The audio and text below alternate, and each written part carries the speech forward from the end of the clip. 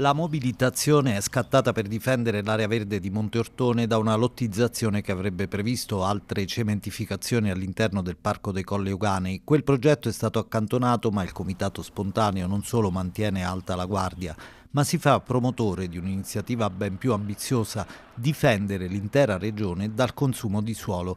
In Italia manca ancora una legge che metta un freno alla cementificazione. Il Veneto è stato encomiabile a vararne una, la numero 14, nel 2017, ma in questi anni, osserva il Comitato, la situazione è addirittura peggiorata e per consumo di suolo il Veneto, grazie a una serie di deroghe, 16, contenute nella legge, è la seconda regione italiana con un incremento di quasi il 12%, che in provincia di Padova sfiora il 19%.